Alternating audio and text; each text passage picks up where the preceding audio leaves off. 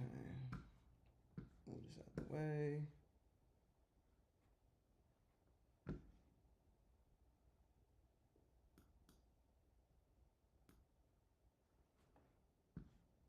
Here.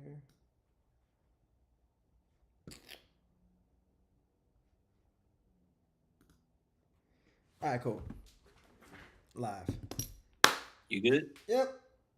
All right, cool. So, You want to keep it on media, or you want to go to single and go back and forth? no. Just leave it like this. It's fine. You gotta give it a second for people to get notified. Oh, no, I'm doing it. Well, I still. You go ahead. I'm about to mute myself. For Go ahead. sure. For sure. For sure. For sure. For sure. For sure. For sure. For sure. For sure.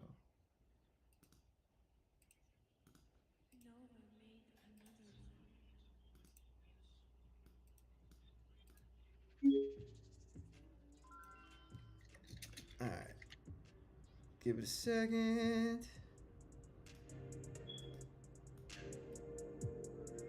How are the levels on that music? Good. Good. Good. Good. Perfect. All right, y'all. So, welcome back. It's been quite a while. Give it a second for those to come in to truly experience and hang for a bit. So, lots been happening out here in the world, and I think we have to have a conversation about what led to it, right? When we look at how we have this comparison to Nazi Germany, right? And I know that's a big thing here. People talk about it often. They say, hey, they're acting like fascists. They're acting like dictators. And I think when we have that comparison to Nazis and American citizens and all that stuff, fascists, I think we start with the end in mind. What I mean by that, let me cut the music off. What we mean by that is we start saying that people are Nazis and we think gas chambers, right? We start with that aspect. That's not what we mean when we say our government is acting like fascists. Okay? We're talking about how the Nazis have controlled the media, the politicians, the corporations, and how they made a focal point of contention, i.e., the Jews, right? So when we have those parts in play, we get what we have today. What I wanted to do to illustrate this, I wanted to have an infographic YouTube video play, right? Because I think a lot of us, myself included, see World War II as Nazis overtaking Germany and the war and all that stuff, and we don't look at how it actually came to be. So what I want to do, I want to take a second for those of y'all that want to sit and learn some things. I want to talk about how we got from World War One or the Great War, and we got to World War II and how they rose to power. Because initially, they were a joke, right? Think about our administration. Think about how when Trump said he was going to run for the first time. What was the perception in America? Oh, he's just messing around. Ah, he's interesting. Ah, he look at him razzing. That was what we said. That was what we did. We looked at Trump as a joke. And as time progressed, and as he started to speak to different communities, speak to different demographics, and verbalize their pain points, and point to a specific reason as to why it was happening. Initially, it was Biden, right? It was Obama. It was the previous administration. He always said, "Oh, they're the problem. They're the problem. They're the problem." Right? That's what he would say.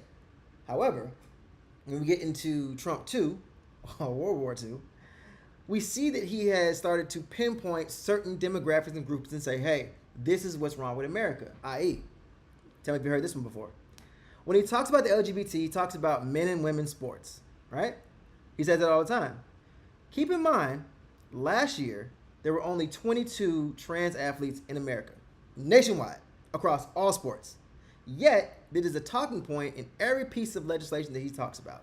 When we talk about the new government shutdown that just happened, we see them say, hey, men and women's sports, they want to give surgery to transgenders. What are you talking about? The transgender community is only like less than 1% of, let me pause the phone. The transgender community is only 1%, less than 1% of the American population, right? It's not that big of a thing. They also say, hey, they want to give health care to illegal immigrants. I want to pull some up real quick. I asked a very basic, very simple question. I said, hey, can illegal immigrants get health care? The answer is no. Overwhelmingly no, right? They have never been able to get health care, the Affordable Care Act. They can't buy into these different things. And yet, we see Pam Bondi, we see all the different Republican politicians. They're harping on the same talking points because that's what they've been told to say. They're trying to control the narrative in the media, saying, hey, illegal immigrants are the reason why we can't get this passed.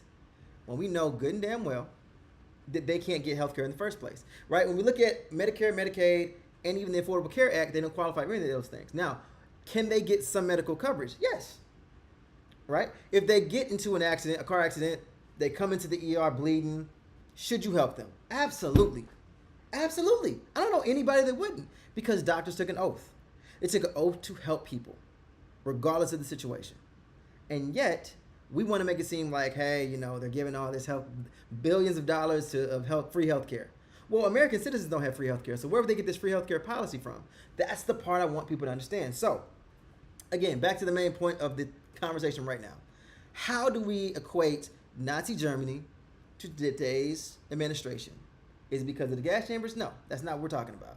We're talking about how they went from a joke to being in power. Let's watch. Politics, mirroring the humiliation Germany had once. Now, I have forwarded 3 minutes, but I want to bring up the speed of what happened. At the end of World War I, Germany was on the run. America and Britain, they came together and they pushed Germany back, right? Once they did that, there's something I want you to see here. The Treaty of Versailles was signed. Taking shape, revolution was in the air. The Treaty of Versailles, signed on June 28, 1919, was meant to end one war, but instead it planted the seeds of another. Germany was given no room to negotiate, a crushing humiliation for a nation that had once seen itself as a European powerhouse. Under Article 231, the War Guilt Clause, Germany was forced to accept full responsibility for the war. But this wasn't just symbolic. It came with crippling financial reparations. Initially set at 132 billion gold marks, or $605 billion today, the reparations were 3 times Germany's GDP, and it would have taken over 50 years to repay, even if every penny of government revenue had been diverted to the debt. That was never an option. Germany's economy was already in ruins. Industrial output had collapsed. Trade was strangled. Let me pause it real quick. Now, you see what happened, right? When they signed the Treaty of Versailles, they put certain sanctions on Germany to where they couldn't really grow their economy anymore. Their economy was already in shambles from the first war. That's the first point.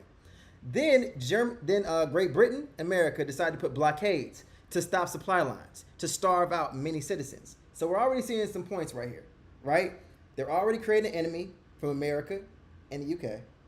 They're already starting to hit the pockets of government officials and the people. They're already starting to starve them out, thus creating distinction and creating a situation where, hey, our president, our prime minister, whoever it is not doing what they need to do for our people. And they're starting to get restless, right? We can equate this to how COVID happens. COVID was a global sensation that happened and disrupted our supply lines, disrupted our food, our medicine. We saw all of our hospitals get overwhelmed. And now American citizens are like, I'm tired of this. I'm tired of the lockdowns, the quarantines. I'm tired of all this stuff. And now I want change. Now, mind you, this was a global situation. This wasn't one faction happening. This was a global situation. But American citizens didn't want to hear any of that. And thus, we started to get restless. Right? This is after the first Trump administration. And hyperinflation loomed. The treaty wasn't just diplomacy, it was vindictive, petty politics, mirroring the humiliation Germany had once inflicted on France after the Franco-Prussian War in 1870. Versailles also crippled Germany's military, slashing its forces to 100,000 men and banning tanks, aircraft, and submarines. The Rhineland, an industrial heartland, was demilitarized and occupied by Allied forces. The most humiliating blow was the territorial losses. Germany forfeited Alsace-Lorraine to France, West Prussia to Poland. Another point you keep hearing in this video is humiliation, right? The Trump administration, when they went through everything, we would point out their flaws, their lies quite often. It was humiliating, right? It was a situation where they felt like they were fools. Trump had imposed a bunch of different people to be in his cabinet, and those people, because they had some integrity, began to flip on him. Look at James Comey. He stayed 10 toes down. Now he's getting perp walked. What did he do? I don't know. But he's getting perp walked out. See what I mean? So because that humiliation happened, we saw retaliation start to happen in the second Trump administration. That's one of the factors. And its overseas colonies. To the militaristic, nationalistic German psyche, the treaty was more than punishment. It was designed to weaken them forever. the bitterness it created would outlast the government that signed it. The Weimar Republic, established in the wake of Germany's defeat, was doomed from the start. From the outset, the new republic was burdened by political instability. Left-wing communists sought to overthrow the government and establish a Soviet-style regime, while right-wing paramilitaries, the Freikorps, waged their own brutal campaigns against them. The economy teetered on collapse, the mark plummeted in value, and hyperinflation in 1923 reached nightmarish levels. People carted wheelbarrows of banknotes around just to buy bread. Strikes, assassinations, and attempted coups became the norm. The men who formed the first government, Social Democrats and moderate liberals, had no choice but to accept Versailles. The alternative was continued war and occupation, but signing the treaty branded them as traitors in the eyes of the nationalists and former soldiers who believed that Germany had never truly been defeated on the battlefield. Out of this anxious, humiliated Germany, Adolf Hitler emerged. The Durchstoßlegende, or stab in the back myth, was spread by military leaders like Erich Ludendorff. It claimed that Germany hadn't truly lost World War I, but it was betrayed from within by... Now, the claims that we never really lost, does that sound familiar? Think about it. We never lost the election. It was stolen from us. You getting it? You figuring it out? Socialists, communists, and Jews. The myth had just enough truth to be dangerous. Yes, there was internal dissent and revolutionary uprisings, but they were the result of Germany's impending defeat, not its cause. Imagine a world power locked in a brutal war. The government promises victory is inevitable, until one day it suddenly surrenders. Soldiers return home feeling cheated, only to watch the economy collapse and be told their suffering was pointless. Now add a conspiracy theory, one that claims elites, radicals, or minorities secretly orchestrated the surrender for their own gain. It spreads like wildfire, offering an easier explanation than the truth. Another thing, going back to the election, the Trump administration has never once, except maybe a couple interviews here or there, admitted defeat in that election, right? Couple that with conspiracy theories that there were voter machine tamperings and other things that were happening, we're starting to see the parallels. This is how we start to say, okay, we're seeing some things work from the previous administration.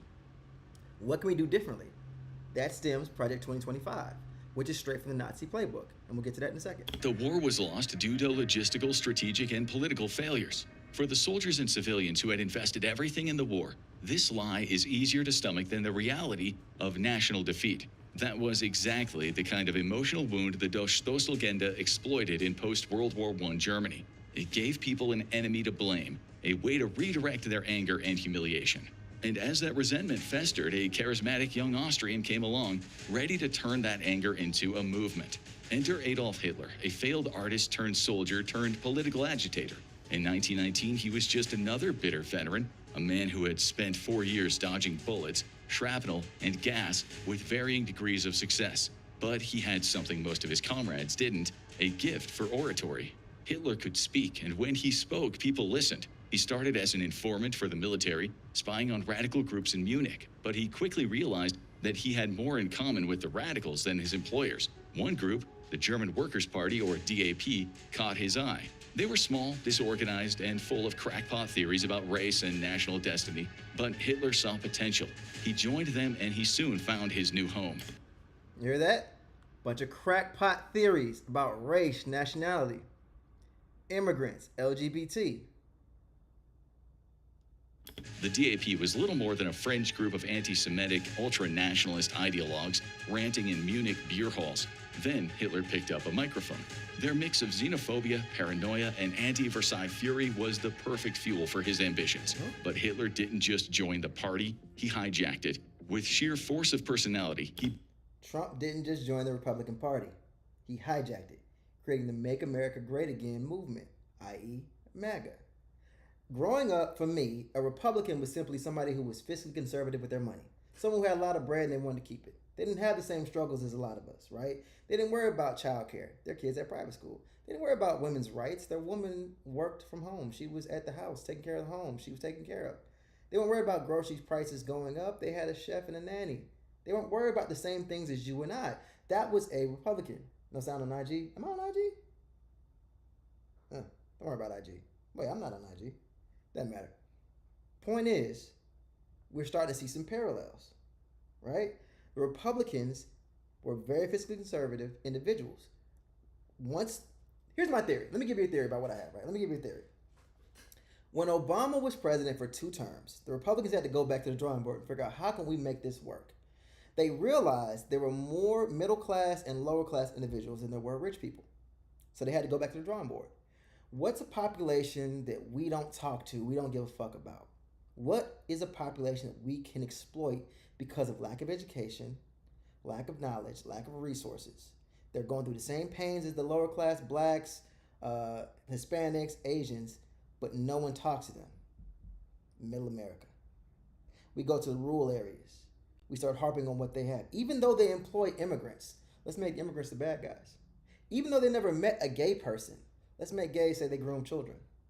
Even though they've never met a trans person in real life, how can we make it about it? Let's say they read books to kids, but that's a grooming tactic. You're telling me that a 31-year-old trans woman, her plan is to read to 6 and 7-year-olds in the hopes that one day they'll grow up and be gay? They demonize the media. Even though myself, I'm 39 years old, I grew up with nothing but straight media my entire life. Aladdin, Beauty and the Beast, Ariel the Little Mermaid. All these stories, all I've seen is woman falling in love with man, man falling in love with woman. That's it. That's been our entire thing. I remember when Ellen came out, it was national news that she was gay. It was pretty obvious. I mean, let's be real. She wore pantsuits, but it was national news.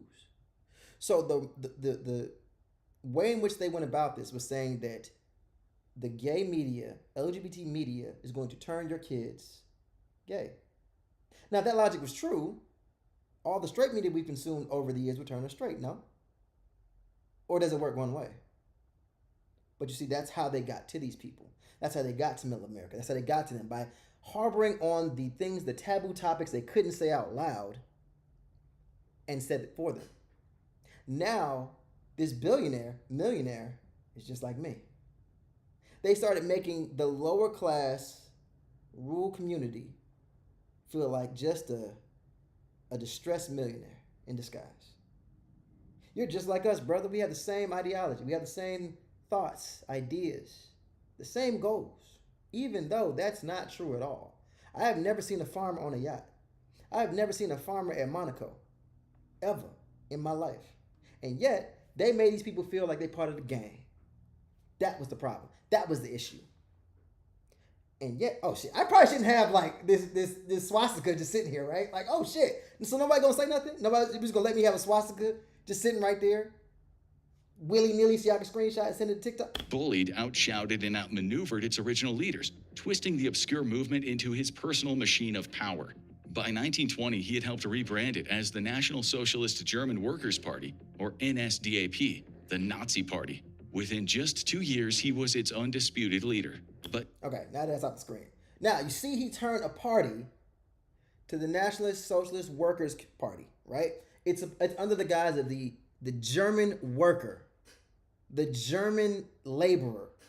I'm one of you. Listen, Todd, my bad, bro. I was making a solid point, and I was getting in my bag, and then I realized, wait a minute, what's that red stuff on the screen? Oh, shit. I didn't need a bunch of GI robots coming here. My bad. But my point is, I was waiting to see if you unpause or say something that indicated a different idea. Hey, you're in the right side of TikTok. I apologize. You're in the right space. Sorry. But my point is, he harbored on the laborers of Germany who are trying to rebuild their country after a war or after COVID. And he harped on their ideas, their pain points. Though they seem crazy, as they... hate speech. I got flagged for hate speech. 1 second. All right, cool. I'm back. But my point is, he harbored on those ideals, right? He harbored on that mindset. Even though it was crackpot theories, right? Oh, immigrants are stealing your jobs. What jobs? I work in an office. I ain't never seen somebody who jumped over a border, either north or south, come into my office and be like, yeah, I'm trying to work. You've never seen that happen. You've never seen that at all. And yet, they made it seem like that was the norm. You worked on a farm. You had a 5-generation farm. Who were your workers? Was it your fellow man? No, you can't afford to pay them. what the normal wage would be. So you got immigrants. And yet, he got so deep in their minds to where he made them believe that they were the problems in America. They were stealing healthcare. They were stealing housing. Really? Where you seen that at? Immigrants are in a low-level apartment building? That's stealing housing? You wouldn't live there. And yet you're worried about them. But that's where we are in America today. Let's continue. Hitler's rise wasn't just about fiery speeches and brute ambition. It was also about knowing how to cultivate powerful allies. His first and most important backers were the Freikorps, bands of right-wing paramilitaries, many of them embittered veterans like himself, who had been fighting communists in the streets since the war ended. They provided muscle for the Nazi cause, breaking up socialist rallies and intimidating political opponents. Then came the money. Wealthy industrialists like Fritz Thyssen and Emil Kirdorf saw potential in Hitler, not just as a radical agitator, but as someone who could be manipulated to crush communism and keep Germany. Well. What do we have here? You find your disabled vets who America forgot about, galvanize them.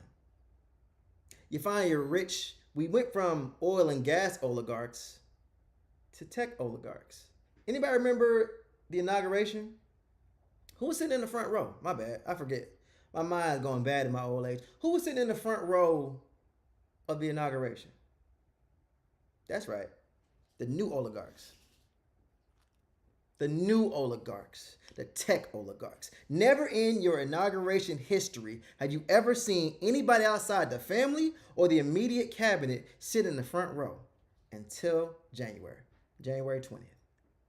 We saw Elon Musk, we saw Mark Zuckerberg, Jeff Bezos, Tim Cook, all in the front row. And I'm like, why is that?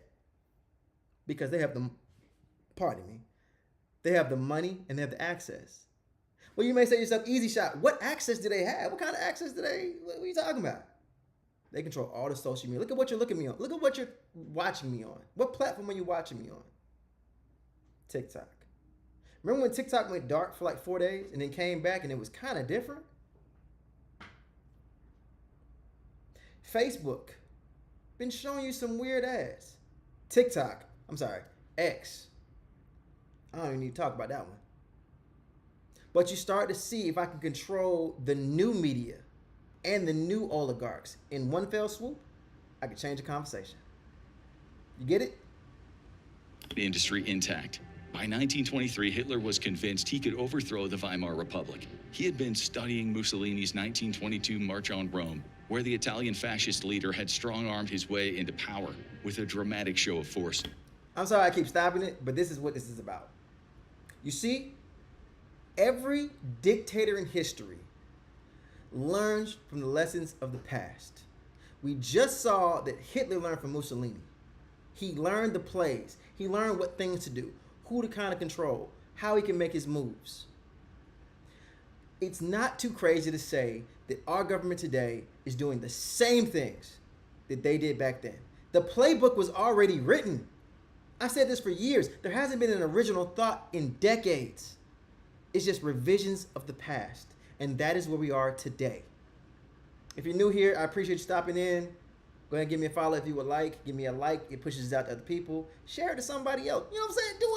Do a little work for your boy. I'm a political streamer. I make it humorous. And I make it think. I think those are two things that work really well. So, let's continue.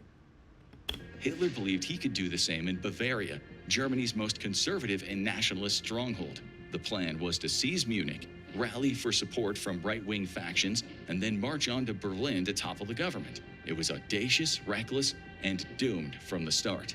On the night of November 8th, 1923, Hitler stormed into the Bürgerbräukeller, a Munich beer hall where Bavaria's top officials were gathered, including the state commissioner Gustav von Kahr. Surrounded by SA stormtroopers, Hitler fired a pistol into the ceiling and declared the start of the revolution, claiming he had the support of the military and conservative elites. Naturally, it was a bluff. While some local nationalist leaders hesitated, others backed away immediately. By the next morning, as Hitler and his 3,000 supporters marched toward the city center in what they envisioned as Germany's version of Mussolini's triumph, police opened fire. Bullets ripped through the crowd, killing 14 Nazis, with 2 others being killed elsewhere in the city. Hitler was thrown to the ground, dislocating his shoulder, and he fled the scene. Within 48 hours, he was arrested as one of the key conspirators. Instead of marking the end of his political career, the failed putsch cemented Hitler's budding legend. His trial in early 1920. I got another one of these for you, okay? I got another one of these for you. What just happened on the screen? He tried to have a little bit of a coup, a little bit of a tiff, right? In the tussle, what happened to him? He got hurt. And what did he say? That cemented him. What happened to your boy? The ear. I'm wrong? I'm crazy? I'm crazy? Somebody tell me if I'm crazy now. When I saw Trump get fake assassinated, or, you know, whatever you want to call it, I said to myself, this is too good. Because if an AR bullet hits you in the ear, that should never be okay ever again. You see my nose? You see my face? Right here? It's very light now. About 12 years ago, on the way to meet one of my frat brothers, I get in a car accident. Maybe 2 blocks away from STK. My Honda Accord Coupe, the little sun visor, was leaning down. I meant to fix it. I didn't. I wasn't wearing my seatbelt. I tried to put in my contact. All of a sudden, I hit the car in the back in front of me. One of those Jeeps with the tire on the back. I fly up. The down sunroof slices my nose up. Slices it. I hop out the car, blood coming up my face. I'm a tough dude, though. I kind of rip the skin off, throw it in the street. But 12 years later, I still got a mark. That was a car. That was a sun visor in a car. An AR bullet hit me in the face?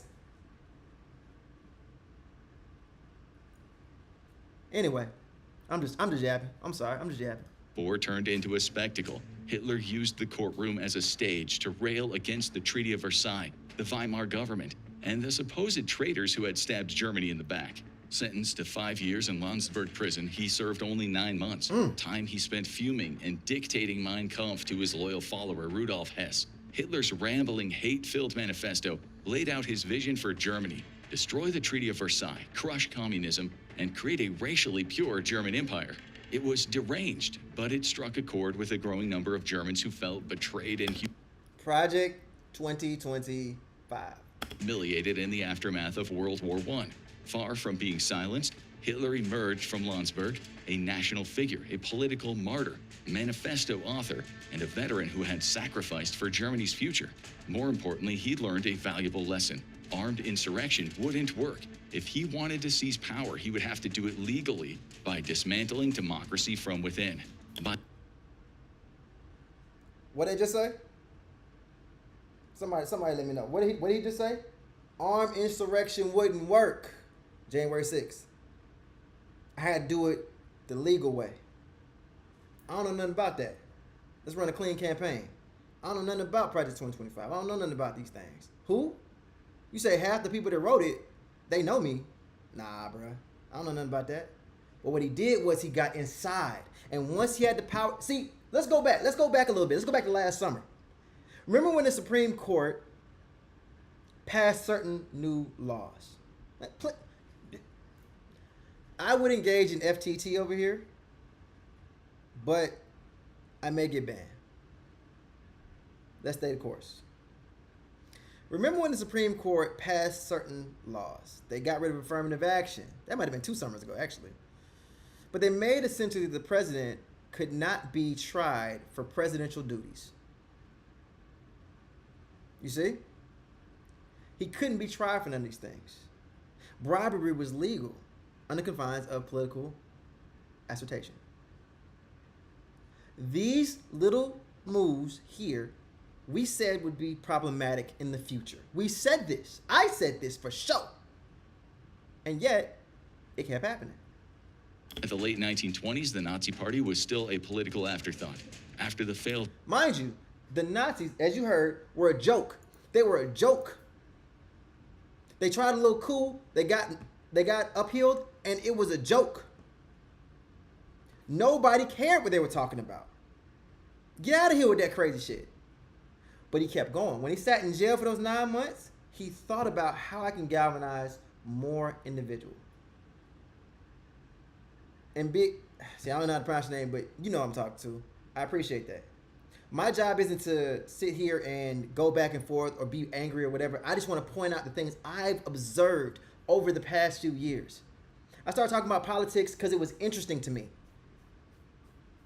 I was a party dude. I'm a frat boy. I party, I drink, have fun, chase women. Used to. But then as life went on, I grew up. I realized that I am the new adult. There is nobody coming to save me. My parents are older. My mom and dad ain't 35, 37 no more. They're 60 plus. Who knows how much time they have left? And when they go, it's up to me. So I can't sit back and say, man, I don't want to talk about all that. Man, I don't care nothing about that. Because I am the person. I am one of the people. There is no more playing games. I am not a young man no more. I'm 39, brother. So I have no choice but to pay attention to these things. I have no choice but to call these things out, because if I don't do it, who will? The younger people still trying to turn up. I'm not mad at them for that. They're trying to figure out where the hoes at. Where to move tonight.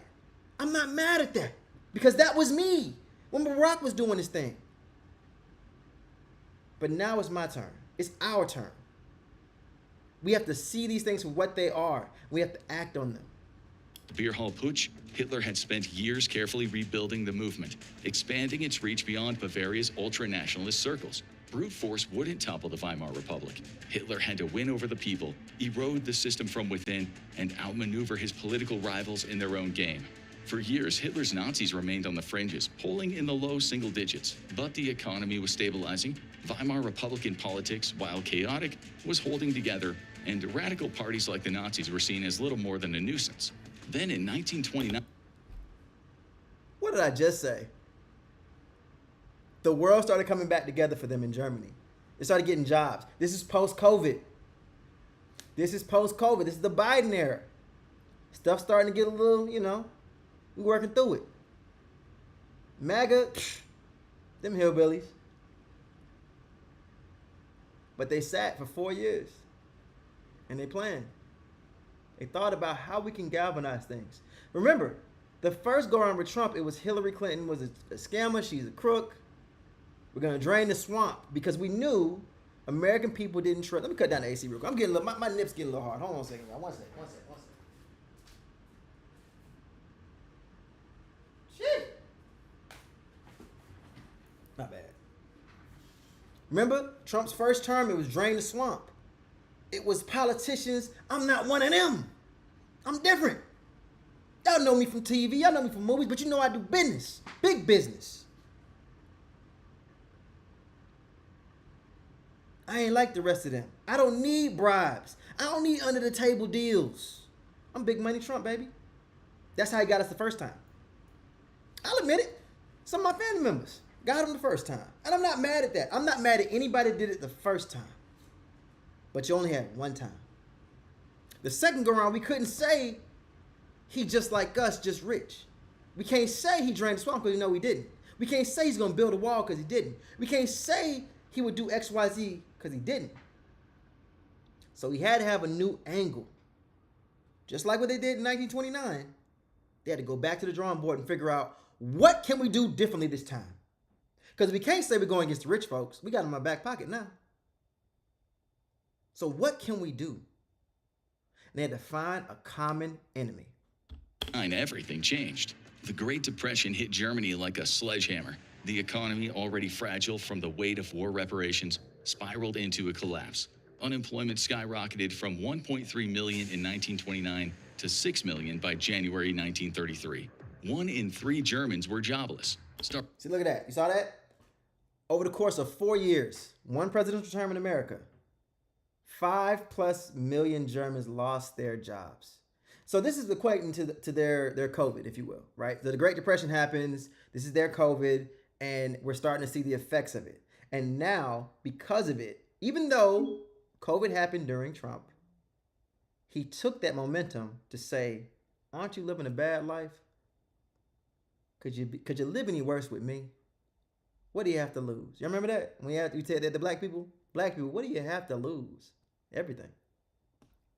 Everything. Starvation and homelessness became widespread. Factories shuttered, banks collapsed, and the democratic government appeared utterly powerless to stop the bleeding. It was the perfect breeding ground for extremism. The Nazis seized the crisis with ruthless precision, pushing a simple. And again, I'm sorry I keep stopping, but I got to talk. But you understand it now. You're starting to see. It's starting to come together. We're halfway through this video. You're starting to see what's happening. You're starting to see how we got to this point. See, even though the Great Depression was a global phenomenon, they took that opportunity to say, how can we exploit this? You don't have jobs, you don't have careers, you don't have savings, you can't retire, you can't live the good life that they promised you. You can do it with me. And that's how he started to rise.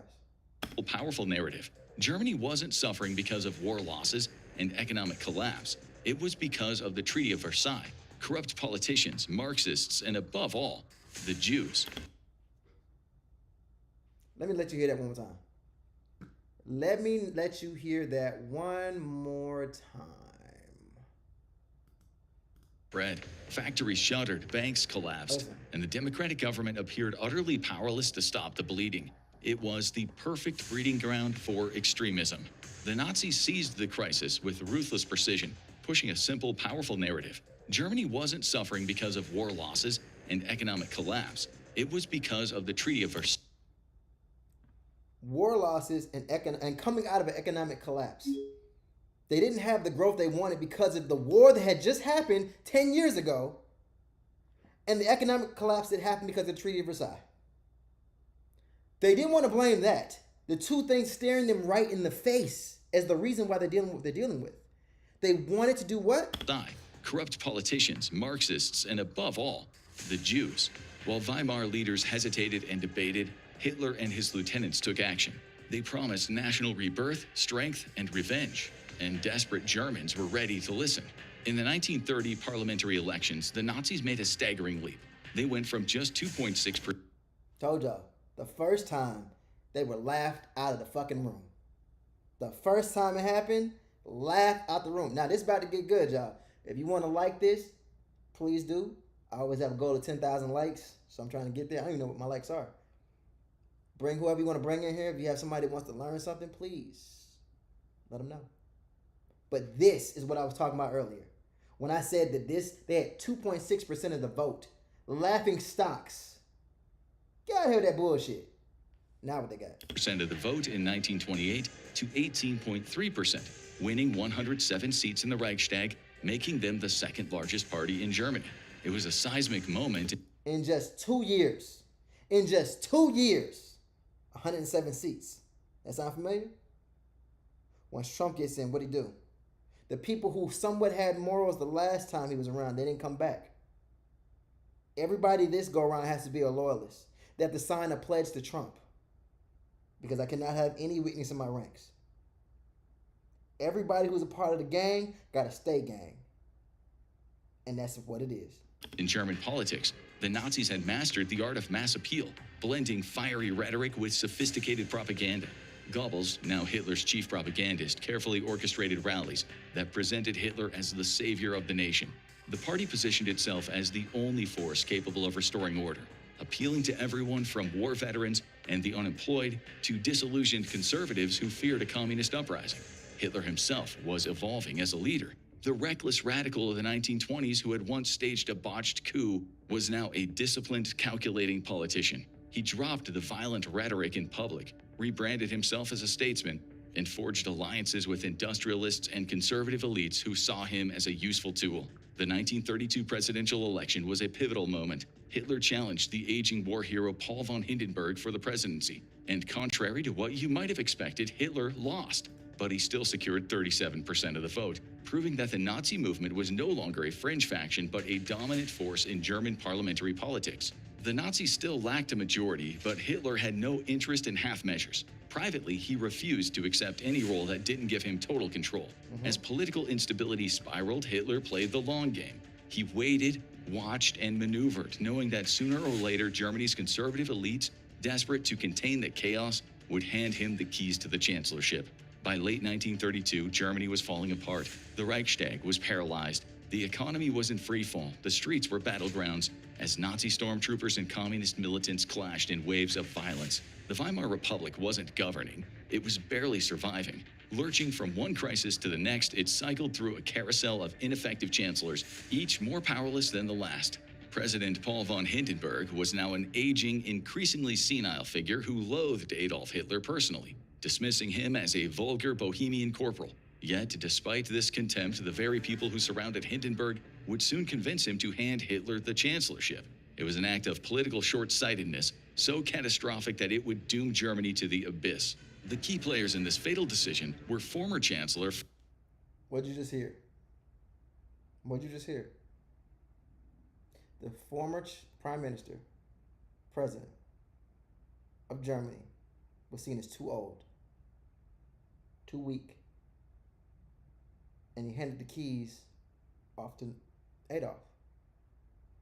And from that point forward, Germany would never be able to come back from where they went. You see how it starts to make sense? This is why I chose this video, because I wanted to illustrate how the path they started at to where they ended at. Franz von Papen and General Kurt von Schleicher, bitter rivals locked in a power struggle for control of the government.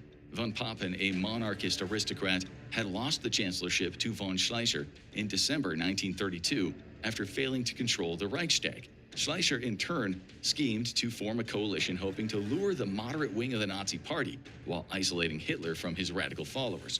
But Hitler refused to play along. Schleicher's plan collapsed, and within weeks he was losing favor with Hindenburg. Von Schleicher, the more pragmatic of the two, saw that Hitler's Nazi Party had become too big to ignore. He planned to split the movement. He figured he could tempt the moderate Nazis away from Hitler by offering them government positions, thereby turning the Nazis into a controllable asset rather than a revolutionary threat. But the plan backfired. How do we equate that to now? How do we equate it to now? Trump took podcasters, entertainers, and did what? Gave them government positions. Easily controllable. You can't really have political power when you're on a mic just talking to a camera. You get power when I give you power.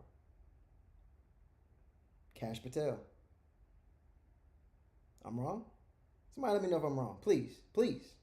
Hitler saw it coming, forced the malleable moderates out of the party, and kept his movement intact. Von Schleicher, now exposed and isolated, lost favor with President Hindenburg, who saw him as an ineffective manipulator rather than a strong leader. And von Papen saw his chance. He was determined to claw his way back to power. If von Schleicher had tried to undermine Hitler, von Papen's approach was the opposite. Instead of blocking him, he would invite him in, believing that he could control him from within the system. He assured Hindenburg and other conservatives that Hitler could be hired as chancellor but kept on a leash, surrounded by experienced politicians who would limit his power. It was a stunning miscalculation. Hindenburg's advisors, especially his son Oskar von Hindenburg, who had been heavily courted by the Nazis, began warming to the idea. The Nazi movement was the largest political force in Germany, and ignoring Hitler any longer risked further unrest. What I want to actually point out too is that you see how we as a collective can agree that what the Nazis did was terrible, was wrong. Germany at the time was so desolate that they were down with all these different changes. Now, he didn't talk about the gas chambers. You haven't heard about the deaths yet. Keep that in mind. The deaths have not happened yet. They're just worrying about their government. They're worried about getting out of this economic crisis, worried about moving to the next level. But the people went along with him because he was charismatic. He could speak well on the mic. He could joke it up, yuck it up with them. But he spoke to what they had going on, their needs, their wants, their crises they were internally dealing with. We have not gotten to the part of history where a lot of us are familiar. We're still at the rise. They're talking about trying to keep him on a short leash, which is what they tried to do with Donald Trump the first time. Hey, let him do something. Let him do his little talks. The real politicians will step in. We said that through every primary debate until it was just him and one other person. And then he was the candidate. And then there was election night. Then he won. But he had galvanized enough people to where they didn't even feel like the things that were hurting them were hurting them. When policies came down the pipeline that hurt individuals, they still said, It's so and so's fault. It's a minority's fault. It's a lower class individual person's fault. They refuse to admit that they had backed the wrong horse. That is where we are today. That is where we are today. While Germany's most powerful business leaders had already backed the Nazis financially, seeing them as the last line of defense against communism. In a fateful meeting on January 30th, 1933, in the Reich Chancellery, von Papen presented Hindenburg with what he framed as the only... That is correct, Sky. That is correct, Sky. He knew what they wanted to hear. It's sad that it's playing out the way it's playing out, but he knew what they wanted to hear. They had those racist, xenophobic, transphobic, homophobic rhetoric in their minds, in their local bars, in their group chats. But he knew if I could say them out loud and nothing happened to me, and people praised me for it, the rest of the people would come on board. And they did. They did. I remember when Vivek Ramaswamy, he was a political candidate. He was a presidential candidate at one point. He was on TV talking to this white lady. Matter of fact, let me see if I can find it. Give me a second. Beck. I don't even know how to spell his name. Beck Ramaswamy gets told to Indian. There was a part of your book that I found. Moving or sad. No. That you'd had this interaction with Ann Coulter, where I guess she says to you, "Look, you're great. You're really impressive, but I wouldn't vote for you because you're, quote, an Indian." You are so bright and articulate, and I guess I can call you articulate since you're not an American black, but I still would not have voted for you because you're an Indian. What was just that moment like for you? My first moment was just like laughter. Like this sort of person who's this. I've heard this before where people get that embarrassment of seeing racism in real time happen to them. And they're so embarrassed that a sensation, an emotional sensation takes over their body to where they feel like they have to laugh or giggle or act in jest about it. I saw it when a prosecutor who tried cases on the Supreme Court, black guy, came into a courtroom and the judge stopped him and said, hey, I don't allow defendants in here without their attorneys. And he said, no, Your Honor, I'm counsel. And then he said, oh, I'm sorry about that. You know, I didn't want to assume. And he laughed it off. The judge laughed it off with the prosecutor. And what was my man's response? Embarrassed laughter. It hurt him to his core. He had gone to school, got all kinds of degrees, made a way for himself to where he was trying cases on the Supreme Court. They thought he was a defendant. And instead of coming with anger or resentment or even trying to correct them, he laughed it off. The same thing Vivek did when a woman, a white woman on national television, a clip played thousands, hundreds of thousands of times, said, you're very articulate, which is black speak for you a smart Negro. But even though you're very articulate, knowledgeable, and successful, I would not have voted for you because you're an Indian. I want you all to see, no matter the race, that people have been bred in life to think of you as lesser than. Not everybody, but that is a consensus across the board a lot of times. And this guy right here, who was a CEO of, I think he's in medical, was told that same thing that many of us are told to this day. We go to college, we get education, we get degrees, we get this knowledge. We rise through the ranks of our companies, sometimes enduring shit, only to be told, I wouldn't vote for you because you're Indian. I don't let defendants come in without their counsel. It's a trying situation. It's a trying situation, but a lot of us deal with that exact same thing. I didn't mean to derail the conversation. I just thought I'd bring that up. Can I get out of this? Yep, give me a second. Viable path forward. The government was collapsing. The communists were growing stronger. Hitler had the masses behind him. If they gave him the chancellorship, von Papen assured they could box him in. We've hired him, von Papen would later brag. He won't be able to do a thing without us. Hindenburg, reluctant but exhausted by months of chaos, signed the appointment. That evening, Hitler was officially named Chancellor of Germany. The next morning, the Nazi leader, dressed in a crisp suit rather than his usual paramilitary attire, strode through the streets of Berlin as thousands lined the roads to cheer. The conservative elites watched from their drawing rooms, smug in their belief that they had outmaneuvered him.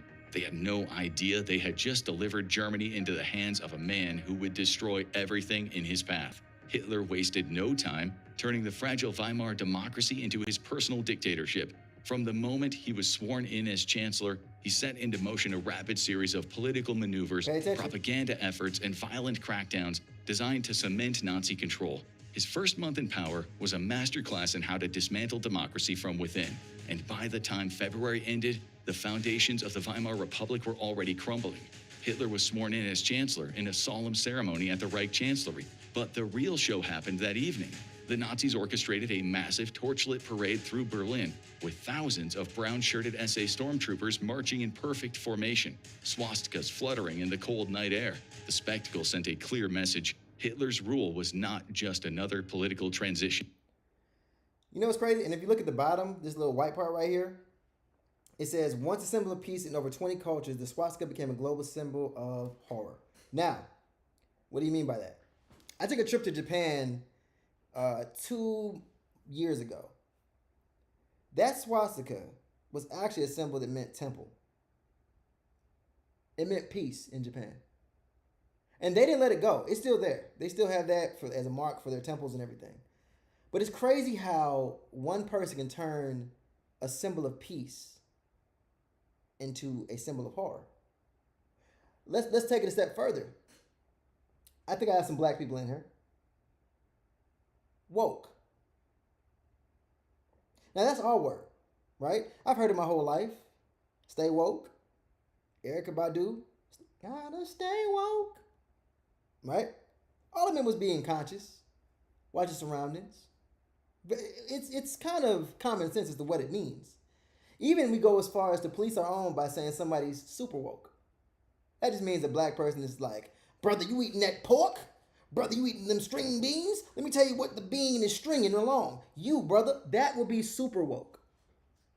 You see what I'm saying? And for a time, it was just a word we used. Until about 3-4 years ago, when the right decided to capitulate it. They took it from us and bastardized the word to where we can't even say woke no more without it meaning something bad. And truth be told, the definition that they gave it isn't even bad. It's being conscious. Hey, a show has a message in it. Oh, this woke garbage. This cartoon teaches about peace and love. Oh my God, the cartoons is woke. It doesn't even mean anything bad. And yet they've bastardized it to where you hear that phrase and you cringe. You hear that phrase and it does something to you now. It doesn't mean what it used to mean all those years ago. It means something totally different. Same thing with CRT, critical race theory. The theory about how race plays a part in judgments and law that is taught to law students. They made it sound like it was being taught to third graders. It's to hate white skin and create white guilt. What are you talking about? They don't teach critical race theory to children. They've never done that. That's not a thing. But they said it with such confidence. They said it with such arrogance that the world began to believe it. And now it's just what it is now. So when we see this symbol, you immediately shudder. You see somebody with that symbol on their shirt. What would be your thoughts? You saw this symbol right now floating in downtown, wherever you are. What would be your thoughts? Anger, confusion, dismay. That was a symbol of peace, tranquility, worship.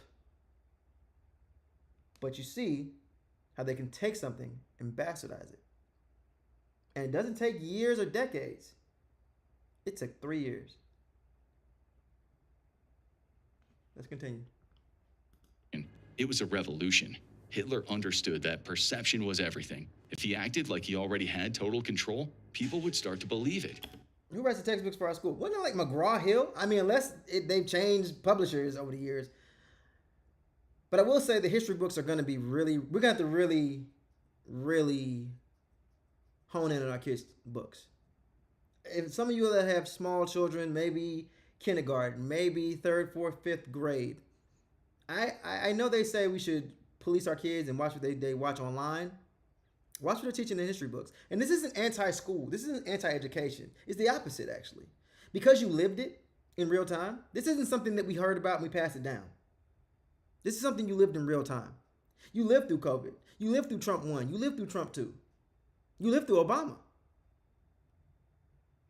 This isn't something that you kind of remember. You were there.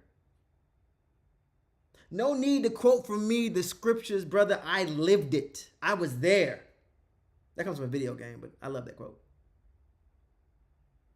And I tell y'all all the time, media has been purchased by them. You saw what happened to Jimmy Kimmel. Stephen Colbert thought he had bad ratings. He was the #1 late night TV host. It didn't even sound right when they said it. He had bad ratings? Stephen Colbert, you sure? But it's not the fact that the government is willing to lie to us. We already know that. We knew that, even as children. It's the fact they know we won't do shit about it, which is true. I know me. I have a family I gotta look after. I have friends that are making their way through life. I don't want to go to jail because I spoke out. I don't want to get harassed by the cops. I don't want to get harassed by the FBI for the rest of my life. So I stay quiet. When Kirk got assassinated, mind you, a podcaster that spewed rhetoric, companies sent out email correspondence, mine included, saying that anybody that's online talking about this particular, and they didn't say political discourse, they mentioned it by name. People were fired. People were suspended over thoughts and opinions. Now, I know we say freedom of speech, and I am aware of what freedom of speech actually means. Freedom of speech is about the government, right? Think about why it was even created in the first place. People want to say freedom of speech and the right to bear arms, but why was it even created? It's so you can speak out about the government, against the government, without any sort of retribution happening to you. Why do you need the right to bear arms? So you can go to Walmart with a gun? No. It's because your government was trying to kill you at one point. Not the government they first built in America, but the one we escaped from. Quartering soldiers. You think that's because the military's trying to camp out at my crib? No, because redcoats were trying to spend the night at your crib because they didn't have their bases set up yet. So the Constitution, as we know it, the amendments, they were meant to protect oneself against the government, when in fact nowadays, I know you may have saw this, y'all, the person at the FBI who had a LGBT flag on their desk, they got fired. Right? The FBI agents that took a knee for George Floyd in solidarity because what they felt was wrong back then were fired. That happened 5 years ago. Because Trump put loyalists in, got in bed with the oligarchs, the new oligarchs, who control the media. Who owns the Washington Post? Somebody tell me. Who owns the Washington Post? I'll give you a second. Jeffrey Marlon Bezos. Don't know if that's his middle name. But Jeff Bezos. He owns the Washington Post. The Washington Post was about to give an endorsement to Kamala Harris, and he stopped it. Because oligarchs run a lot. I don't need to control the minds of the millions. I need to control the minds of the few. I need to control the pockets of a few. Your university speaks out against my administration, having protests. We'll put it under the guise of anti-Semitism. Which, is that really? Are people really running up to random Jewish students and pushing them in lockers? I don't know. Was it enough for you to lose your government funding? propaganda is a very strong tool. And growing up, I only assumed propaganda at the time when I was growing up, the USSR was still around. So Russian propaganda.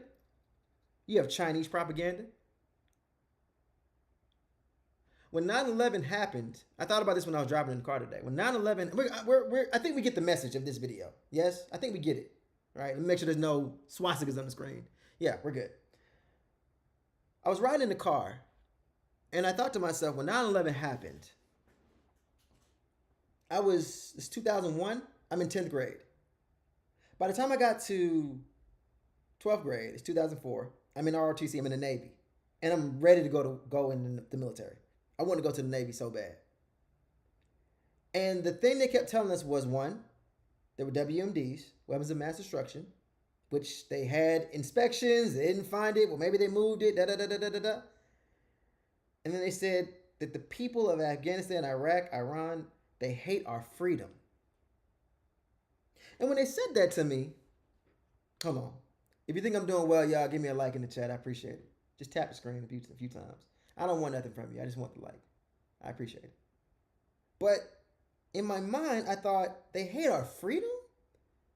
That's an odd thing. They hate the fact we can go to Walmart at 2 a.m.?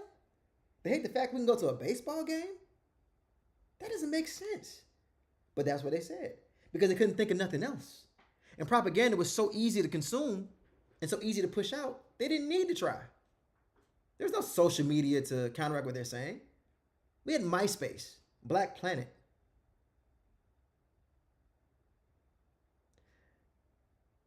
When I think about it, I see that America is the bad guy in most media.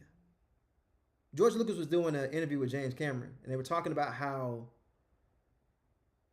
who's your inspiration for the Empire in Star Wars, right?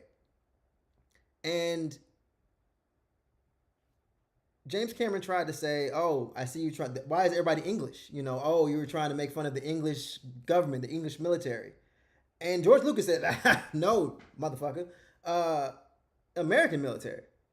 We're not what? Think about the story. The rebels? You think America was the rebels in any situation, any conflict that's happened? We're not the rebels. It was Vietnam. Right? The ragtag bunch of rebels pushed back the mighty empire and stopped them. Don't destroy them, but they stop them and gain their independence. You think that was an American story? No.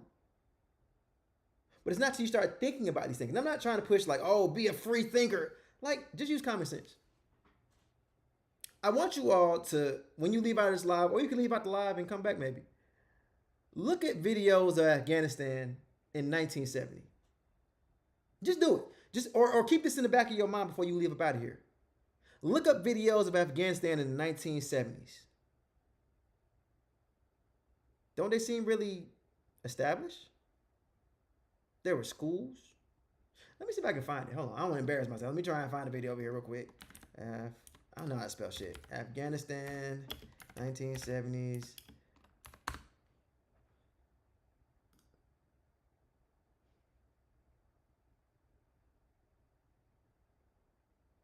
Oh, yeah. Let me get this one over here. Oh, yeah. Give me this. Can I attach it? There we go. This is exactly the clip I was thinking about, too. Exactly. Scroll down a little bit. This is Afghanistan, 1960s and 1970s. Hold on. Look at that. Look at the women. Look at this. Look at this. Scholars, scientists, education, freedom. This was them in 1960 to 19, a 10-year period.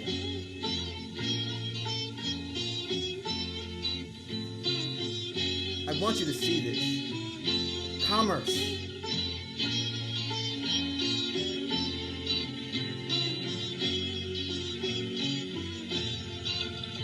Hello? They look just like us. They look just like fucking us. But we didn't have the technology to see that back then. We didn't have the same kind of things. We would push that propaganda. They live in the sand and the dirt. They eat with their fingers. Dirty. They were just like us. On the way up. Then what happened? America. We destabilized them and sent them back to the Dark Ages. They did the same thing with Haiti. Haiti got a new prime minister. What happened to Haiti's president? Y'all remember? Assassinated. Right? They found the guys. They found ties to America. Story disappears. Anytime somebody's on the rise, America steps in, overthrows the government, installs a new regime. And I'm not one of those like conspiracy theorists. Things just started to make sense one day. It just started to make a little bit of sense. That's it. China. During my lifetime, China was rice paddy farmers. FTT, was it oil? I assume it was oil. I'm going to assume you mean oil. Like that's what you mean, like what they had in common. But China was rice paddy farmers. Then they decided, and they went through some tough times. They went through a lot of stuff. I'm not going to say around like they're a perfect individual. They had a central banking system. I have to look that up. But China didn't have, I'm not going to say they had the best history. They didn't. But China decided to go from being a rural country, living in sticks and mud, and start to sell outside of China. They started to go into the global trade. And they took the money, and instead of investing it to create larger infrastructure for rice paddy farming and other agricultural means, they started to invest in technology. And now you see where they are today. The reason why we hear so much Chinese propaganda, China this, China that, China this, China that, is because China is trying to grow and thrive. Because they ever want to go back to where they were. But America realized they're too big to topple. They're too big to assassinate their president. We can't stop them. So we have to make it seem like they are being shackled, beaten. Now again, they have some questionable judicial systems. But we had to make it seem like it was super bad. And I believed it. Right? That wasn't until very recently. When TikTok went down. When TikTok went down, some people just said, I'll go outside. I'll go on Instagram. I'll go back to Facebook. I said, well, what's new? I saw that there was an app that China had called RedNote. And RedNote is the Chinese version of TikTok. So I got on there and they were very welcoming. There wasn't no hate like what y'all American dogs doing. No, it was, hey, welcome. They had it subtitles in Chinese and they had it in, Mandarin, and they had it in English. Very welcoming. And as I got to scroll and get my algorithm together, I started to see that they looked like us. They acted like us. They had their humor, their beauty influencers, their news people. Not too much news. We understand why. But they live just like us. And for cheaper. They would say, this is how much money I'm spending in American dollars. And this is what I bought from the store. And I started to realize that I had been a victim to Chinese propaganda. Or American propaganda against China. America, though we love it here, we're not allowed to grow here. You can have a comfortable life, but not too much. When you think about how much 50 grand got you back in 1994, when you look at an old McDonald's meal, and for you youngins in here, a Big Mac meal was $4. If that. I think it might have been $3.99. How much is a Big Mac meal today? And see, while we try and blame immigrants, because again, we're running out of ideas. We're running out of people to blame. We started to blame Haitian migrants for eating dogs, bruh. We ran out of people to blame. So while the cost of things go up, what should have happened, because costs have always gone up. If your grandparents still alive right now, text them on the phone. Maybe you got to call them. I don't know if they tech savvy like that. But if your grandparents still alive, ask them how much a Coke cost when they were kids. And if they can remember, it may surprise you how much it was. 50 cents, a nickel. Now go look at how much a Coke is today. It's not too much. Maybe $1.75, $1.50. But when you come from a nickel to $1.50. Shit. That's night and day, baby. See, prices are not going to go down. They don't go down. We don't have the willpower to make them go down. We're too consumers. We're too commodified. We need things. I'm not drinking water out the tap, out the faucet. I got to get bottled water, which is crazy. I remember being a kid when they said bottled water was coming out. You want to know what people's reaction was to bottled water? For those of you who don't remember, bottled water? Motherfuckers is paying for water? It's free. And if you really got the 5-gallon jugs that you put in the office, a quarter, 50 cents to fill it up? Nah, they made tiers of water. Your Great Value water versus your Fiji.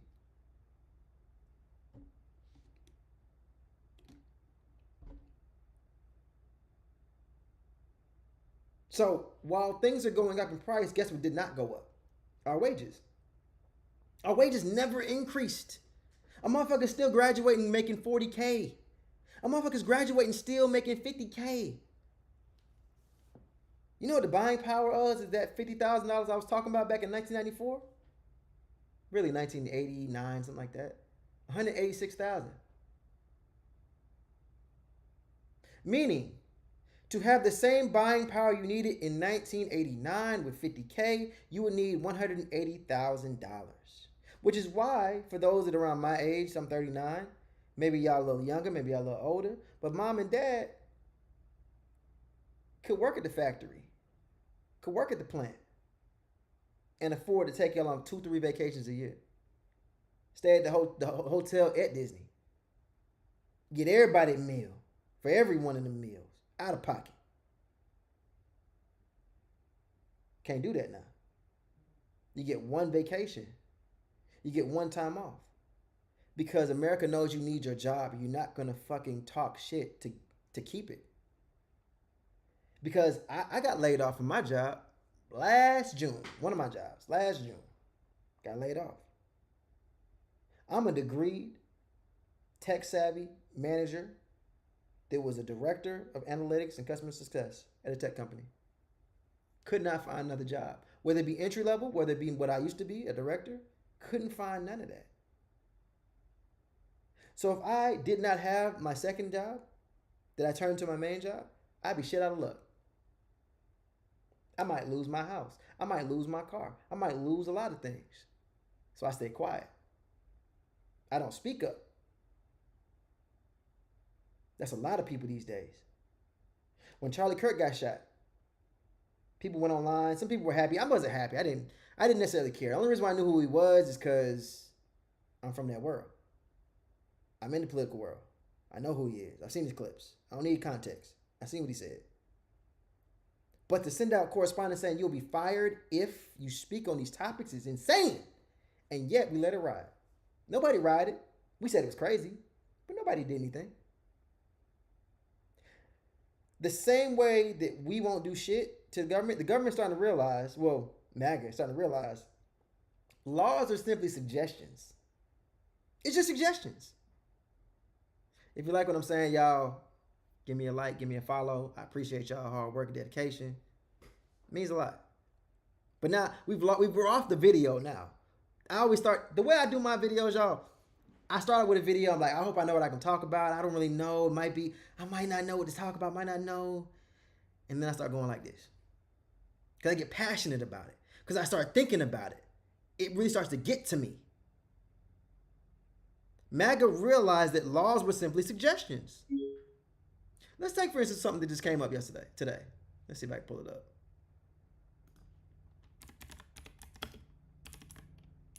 Something new that just came out the presses.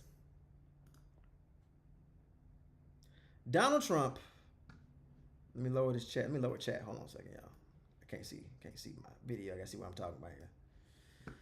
Donald Trump, the Treasury Department considers minting a $1 Trump coin. Right? They may say to themselves, oh, that's so narcissistic, that's crazy. And you're correct. You're correct on these things. The issue is that due to certain legislation, no American president can mint a coin in their image. In fact, The president has to be dead for 2 years before any type of conversation can be had surrounding any sort of coin being minted in their honor. Did you know that? I didn't know that until I looked it up. And yet, the Treasury Department is seriously considering minting a dollar Trump coins. The draft design of the coin, which has overseen by the Office of U.S. Treasury, Brandon Beach, features Trump's profile on one side of the coin. Matter of fact, he's on both sides of the coin. Typically, when we see a coin, what is it? Is it a double side? No. We see a president's face. We see an eagle, White House, Congress, something like that. He's on both sides. And this is real, by the way. This is not made up. This is not fake. The Treasury Department is considering producing a $1 coin featuring President Donald Trump to commemorate the 250th anniversary of U.S. independence next year. A spokesperson confirmed Friday. Meaning, this might be a limited thing, but it happened, which is unheard of because it has never happened.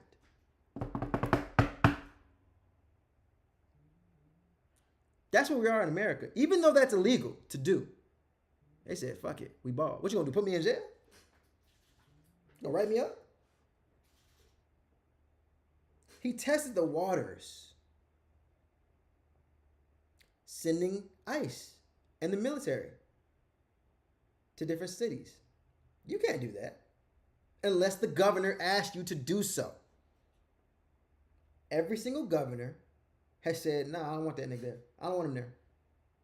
No, we're good. It started with DC. When he did DC and nothing happened to him, no retribution happened, no riots in the streets, no political discourse outside of protests from people, he said, oh, really? Then it was LA.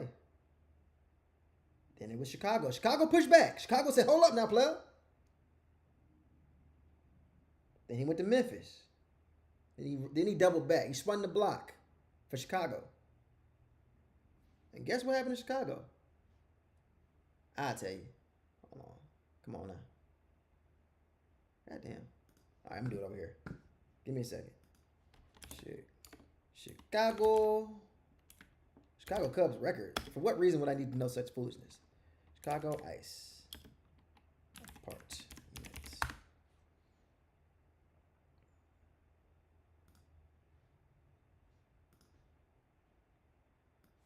Pull on up here.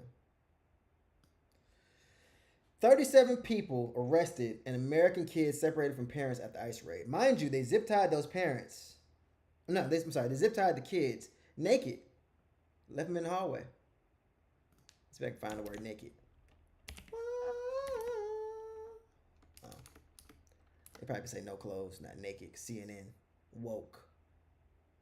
But yeah, they did a raid on an apartment complex. And they left the kids naked. Let's see if I can look it up real quick. Chicago ICE apartment. I hope I don't get flagged by somebody.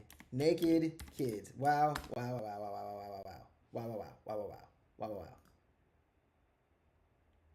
There you go. And for those who just joined, I'm sorry. I said naked kids. I was talking about the story.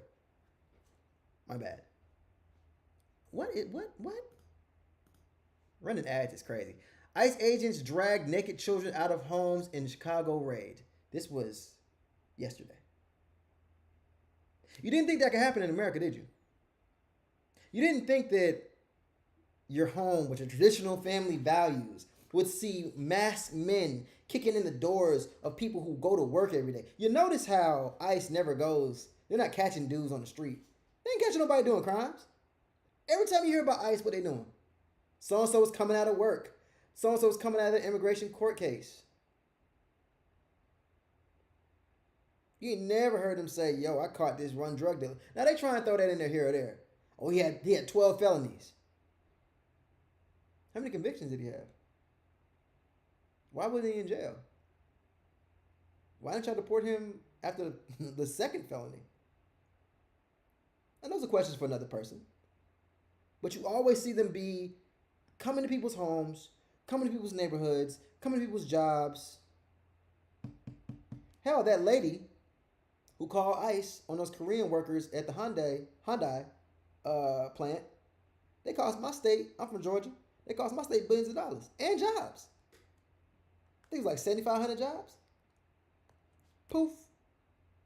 Because South Korea said, where we've been friends with y'all since the beginning. You begged us to come here. We did. Against our better wishes. Plants done. Workers went back to Korea. Jobs gone. Money gone. And damn the money that was generated from that particular Hyundai plant.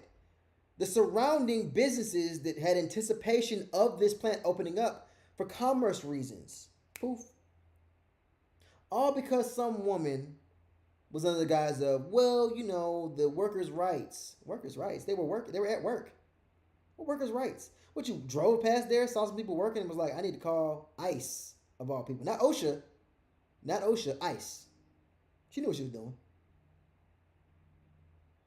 But hate is a very expensive thing. Hate is a very expensive thing.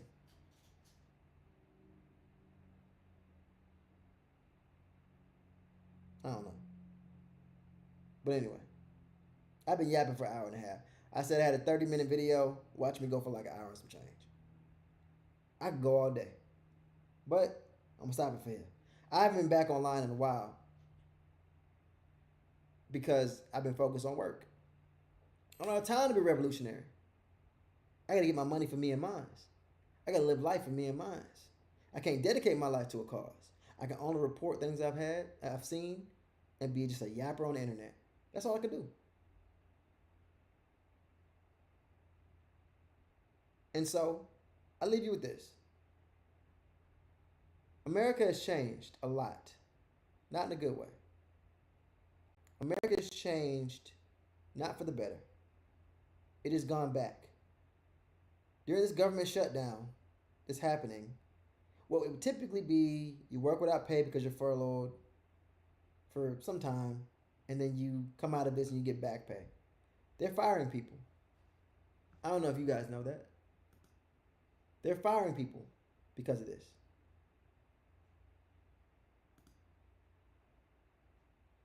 Oh, my bad.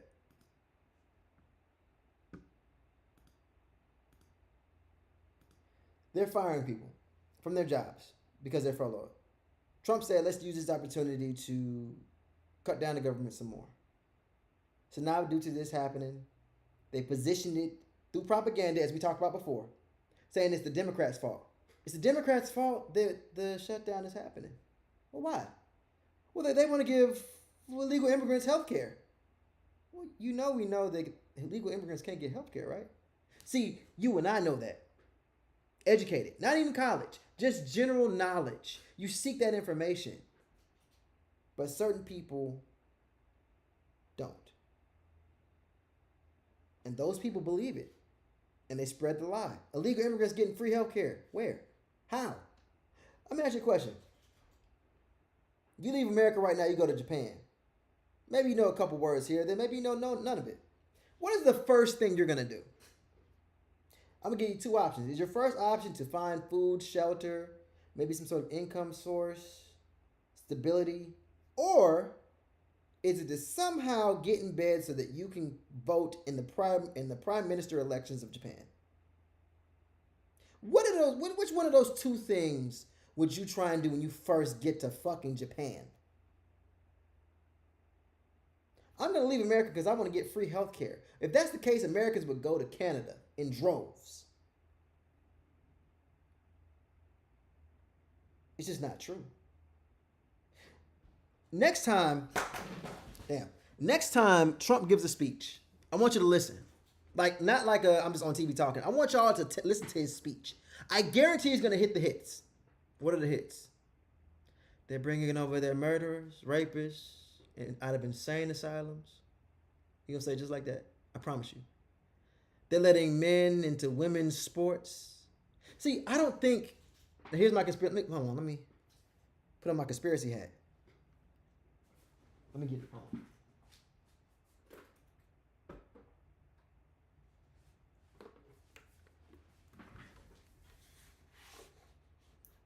Put on my conspiracy hat. Go Dogs.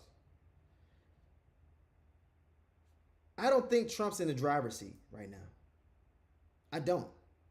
Because if you listen to his speeches, he rambles. Actually listen to it. I know we see the clips online. I know we see somebody else break it down for us on the TikTok or whatever. Listen to the actual speech. He doesn't talk about anything. He talks about himself. He talks about how Biden was corrupt. He talks about rapists, murderers, and criminals from insane asylums. Talks about the LGBT randomly. Yada, yada, yada. Y'all have a nice day. Clap, clap, clap. He doesn't speak about anything, actually. And the problem with that is that you can't be an effective leader if that's all you talk about. You can't. It doesn't work like that. Who's controlling him? I don't know. And again, I'm not a conspiracy theorist. I'm not at all. It just doesn't make sense that this is the person that's pulling the strings. There's not one thing. I don't want to talk to a Republican one day. I might do that on live. I want to talk to a Republican, not a socially conscious one, just one that is a lifelong Republican, and ask them, what exactly do you identify with Trump? What exactly are your ideas, your thoughts? What exactly is your reasoning for voting for this man or supporting him to this day? What are you saying? And I've seen online them say, oh, he's getting rid of illegal immigrants. Sir, you live in Kansas. What illegal immigrant problem do you have? Well, they're getting out the fentanyl. You live in Iowa, my boy. They're on meth. I know this for a fact. I don't think meth is transported across borders.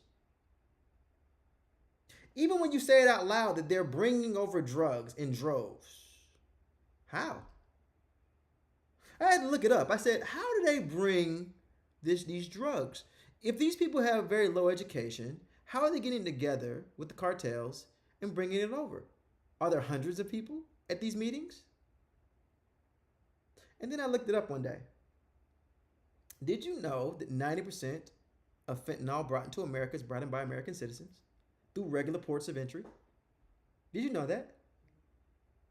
Because it makes sense when you think about it, right? They drive it in, they fly it in, they use the USPS. It's not Jose in them. It never was. Now, sure, there is some cartel activity, absolutely. But it's not what we think. While I was streaming, Trump... One second, let me pull it up on my phone because somebody sent it to me. Let me go right here, and it was here. Donald Trump killed... Oh, no. He destroyed another boat in Venezuela while we were streaming. He claimed, again, from the boat that he exploded. Let's see if we can. Watch this. Boom. Blow up. There we go.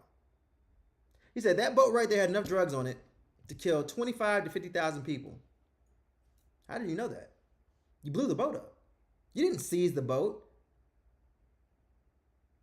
You blew it up. This is the third time this has happened in like a month. You know why he's doing that? Because of Venezuela. And he blames Venezuela. Matter of fact, let me read this. I haven't even read the tweet. Hold on.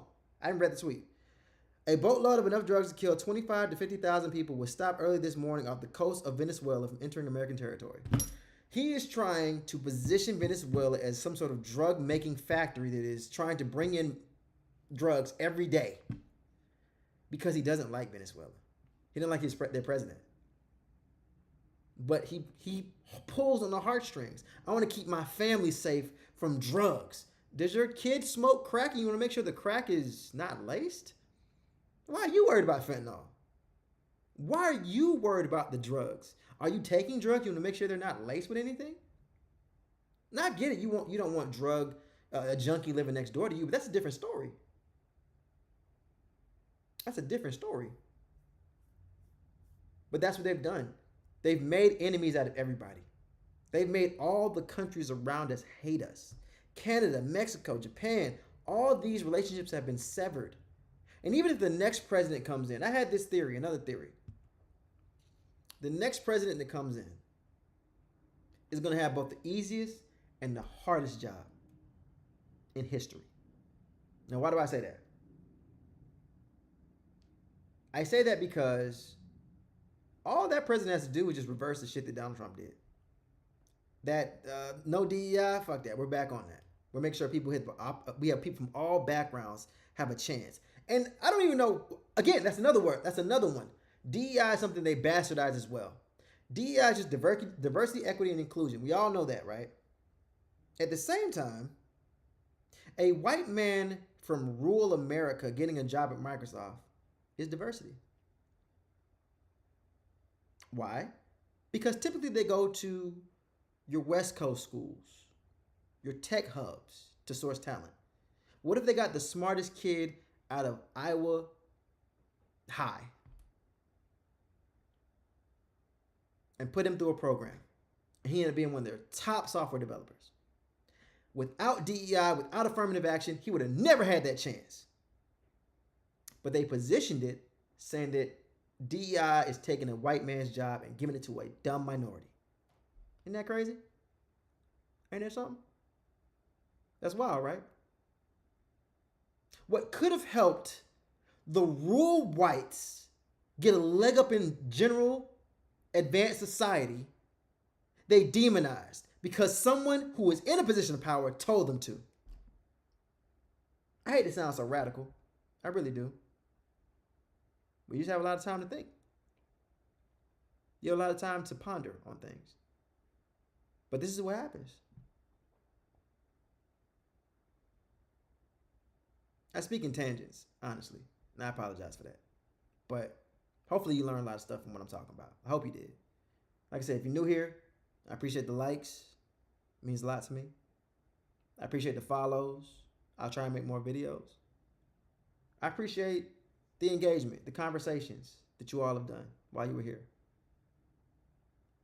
And like I said, this is just a guy sitting in a chair in his basement having conversations, productive conversations, pulling back the wool on people's eyes. Like sitting here looking at that Afghanistan in 1960, 1970. That's eye-opening, bro. Like how many of y'all was y'all's first time seeing that video? Seeing how they actually lived back then. They were a prosperous nation, or on their way to being one. And then we destabilized them. That's why they say death to America. That's why they say these things about us. Because when you think about it, it didn't just come out of nowhere. You just don't like us? Why? It's like the girl saying, they're always so mean to me at school. Why? Why don't they like you? What? You're pretty, smart? What's the reason? Because she was the bully the whole time. It's just what she told you. She got to you first. And when I see videos of countries, Haiti, beautiful, beautiful. And I see what destabilization can do, puppet regimes can do. And again, it sounds crazy, but when you see it, how they used to live, it opens your eyes, and it's just like, damn, I really fell for the propaganda my whole life. My whole life. I'm 39 years old, bro. I didn't learn about Tulsa, Oklahoma until 2014. I didn't. I know nothing about it. Had I not been listening to, I think it was The Read, a podcast I was listening to. Had I not heard that podcast, I wouldn't have known about it until Lovecraft Country. Remember that show on HBO? I wouldn't have known about Tulsa and been like, what is this? Is this for the show? Oh, this really happened in Tulsa, Oklahoma? They was getting money like that? Yes. See, the writing was on the wall when you saw things like Rosewood, Tulsa. It's only a matter of time before they took that shit globally. They realized that they could set a population back to where they're non-existent. What ranking is Oklahoma in education? 50? 49? They had one of the most prosperous black communities in history. So much so we call it Black Wall Street. Destabilized them. They tried to rebuild. Didn't know that till probably 4 years ago. They tried to rebuild. What'd they do? Put a road. They put a road in the middle of Black Wall Street to stop them from rebuilding. Build a highway. And they let their history fade. How many of y'all learned about Rosewood or Tulsa in elementary school, in middle school, in high school? I'm from the South. Never heard of that in my life. That's why they're scared of social media. The same way I just showed y'all a video of Afghanistan in 1960, 1970. The same way we got on Red Note and saw how Chinese people were actually living in real life. The same way we're seeing how the other side lives and they're not so different from us is exactly why they're afraid of things. We learned very recently the whole TikTok ban was never about China. It was never about China. I'm not gonna say who it was about, because I'm just getting back on the internet. I don't want to get banned. But look it up. Look up what happened recently with social media and the censorship of it, and who was the main talking point about it. You can write it in the chat if you want to.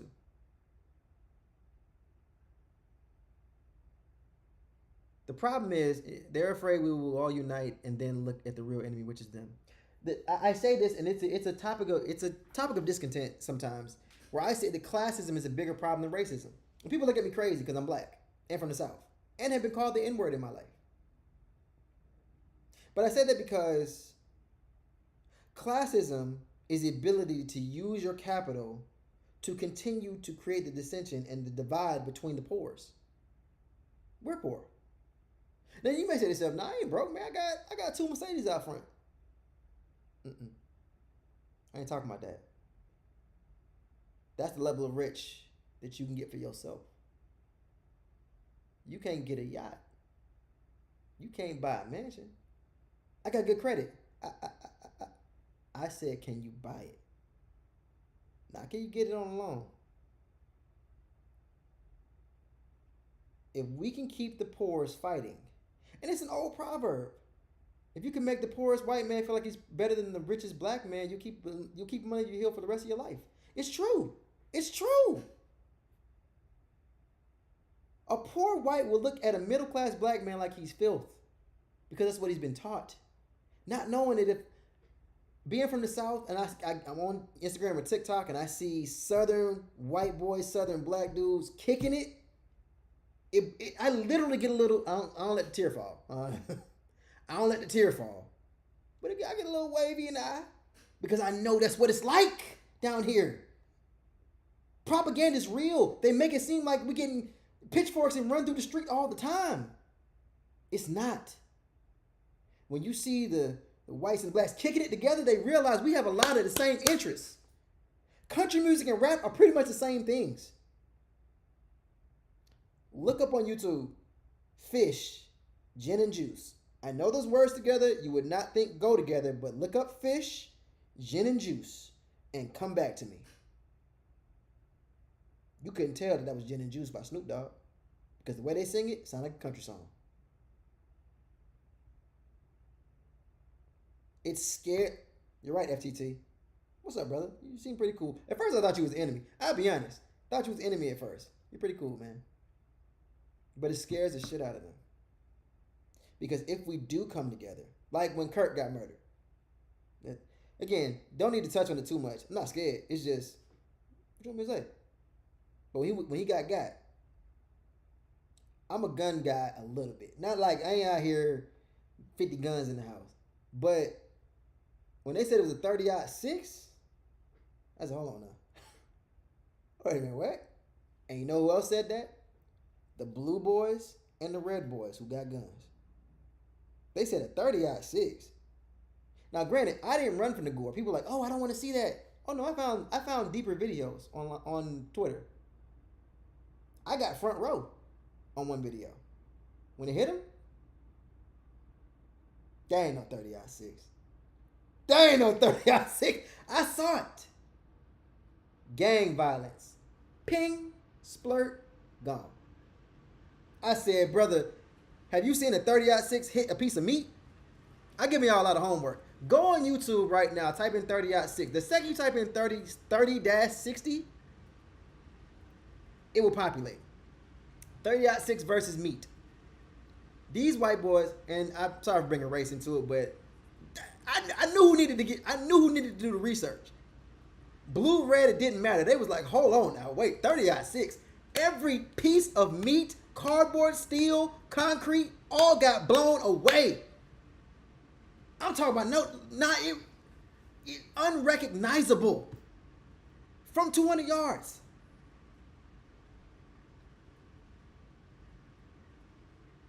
See, our government's getting sloppy. They said he had the screwdriver on the roof, did the shot, disassembled the rifle, left the screwdriver, ran in the woods. They found the rifle put together. Hold on now. You said the rifle was disassembled, right? Yeah. Well, hold on. It's not a click, click. It don't work like that. It's a screwdriver. You got to put it back together with a screwdriver. Yes. But where did you say the screwdriver was? On the roof. Hold on, man. Well, and then he turned himself in, but he didn't confess. So do you have him dead to rights or do you not? They didn't think everyone would analyze everything that they were saying. Correct. When they read off what was on the bullets, I'm going to get a little graphic. I was taking a pee. Forgive me. I was listening to Hassan Piker in my ear. And he was read off. He was playing the press conference. And they said, and there was different stuff on there. The ooh, but he said OWO. But what that really is it's an old meme where it's like ooh, some shit like that. I know it's goofy, but that's what that was. Like, oh my goodness, you're bold. Like it was like porn shit. Then they said this: up, right, down, down, down. I stopped peeing.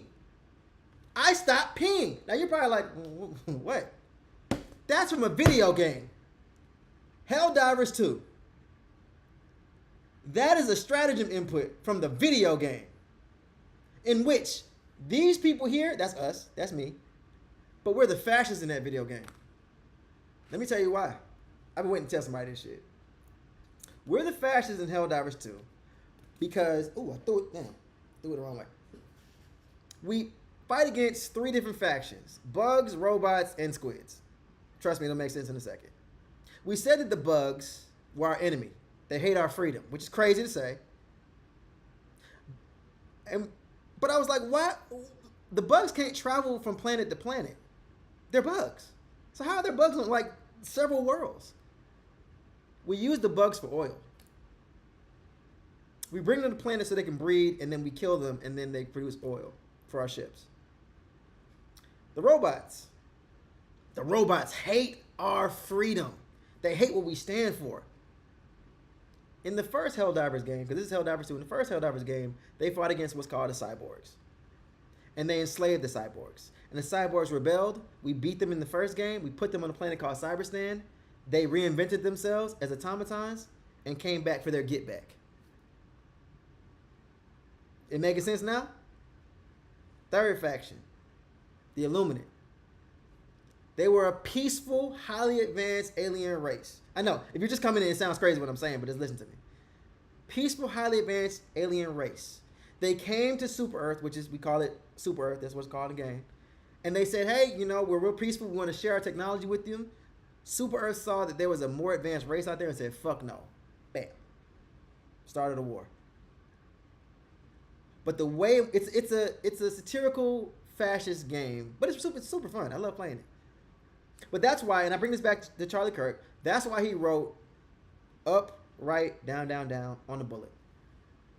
Because in that game, we're fascists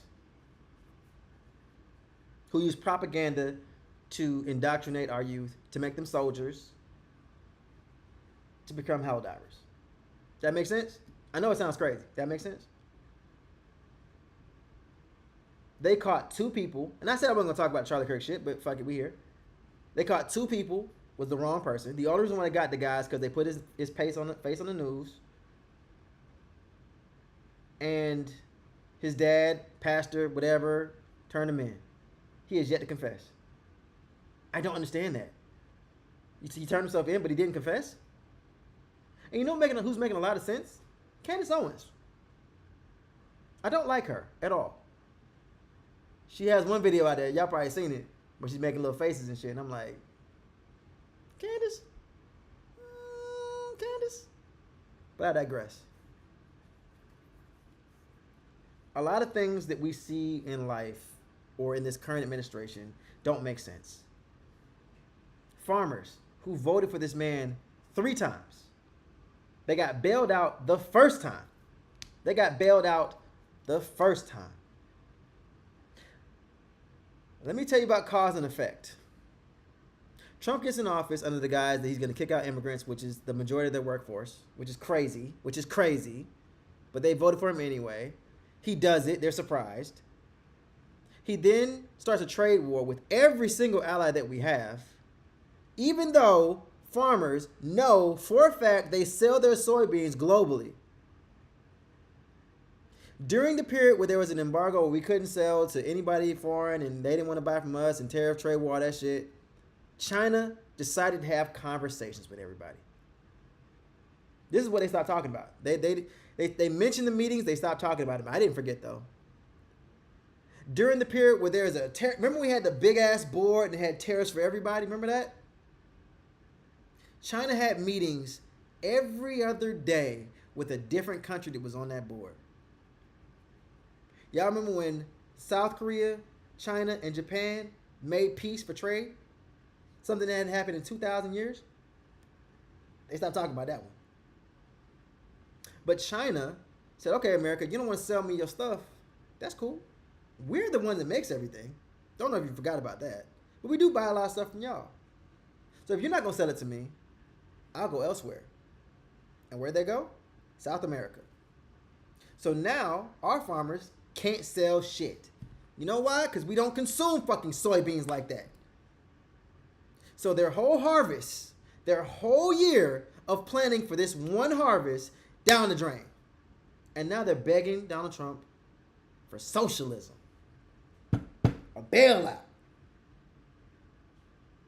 I'm wrong? I'm wrong?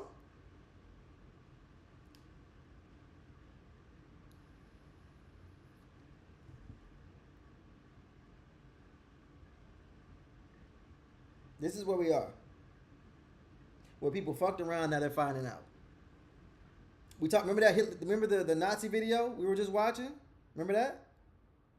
He made the generals swear an oath. What did Pete Hegseth do that was unprecedented last week?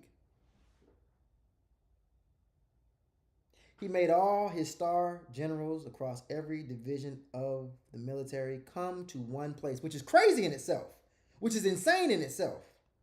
You never have everybody come to one spot. You ever seen that show? It got canceled a while back. Designated Survivor. The premise of that show is that like the finance secretary or something like that, which is Kiefer Sutherland, he was like supposed to go to a meeting at the Capitol building, and everybody in the government was there. President, vice president, everybody was there. He got caught up. I think it was cheating.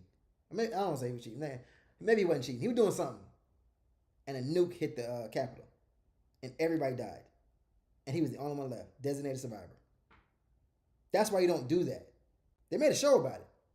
But he had everybody come to what could have arguably been a live stream event, which it was, by the way. The whole speech was online in real time.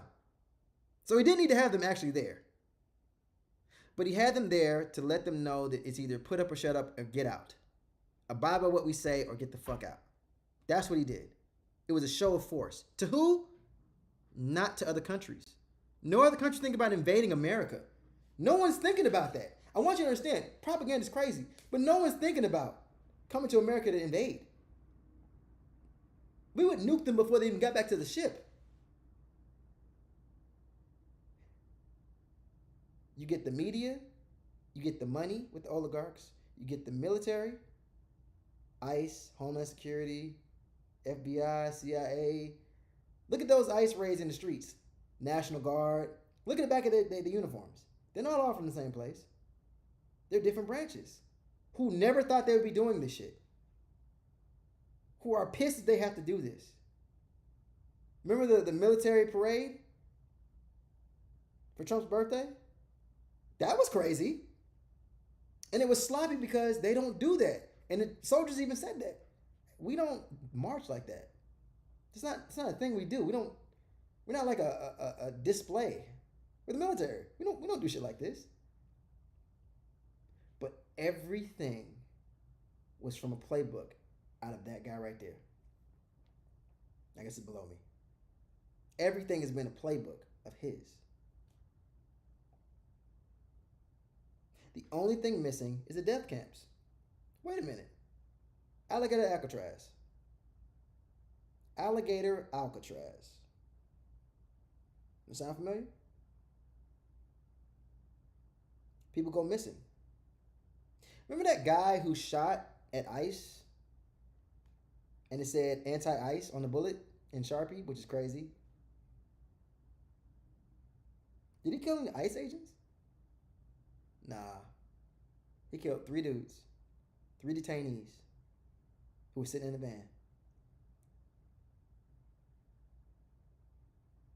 Was there any mass hysteria? Hey, we need to release these people. If you can't keep them safe, get them out. No. It was a story. It was outrage. But that was it. It died down. You don't even know who shot him. You don't know anything about the dude. But they saw that we could kill these people and no one would say anything. Let me see. I heard this somewhere. Let me make sure it's right before I bring it to y'all. Alligator Alcatraz, missing people. The Miami Herald. Yeah. Shit. Bring this over here to y'all.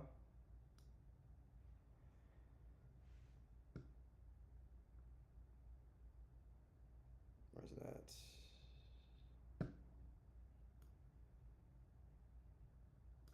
Hundreds of migrants have vanished from official records after being held at Florida's so-called Alligator Alcatraz, leaving families and lawyers in the dark. There's no gas chambers. That's foolish. Just make them disappear. Now, am I saying they're dead? No, I'm not saying that. But they got no due process. There's no trial. No goodbye to their family. No communication. They probably had a meeting and said, we can do everything up until the gas chamber. And people will be fine. And that's where we are. That's where we are right now. So, all right, we're at 2 hours. I appreciate y'all that stuck in here. I appreciate y'all that came in, those that followed. I appreciate everybody sitting with me for a little bit as I ramble like a madman. I didn't know that Obama did that, but I'll look it up. If you have an article, send it to me. I'll take a look at it. But I want y'all to know that that is what we're dealing with. So, I enjoy doing these. Maybe I'll do it tomorrow. Maybe I'll do it this week. We'll see. But I appreciate y'all sticking with me. Y'all stay safe. Take care out there.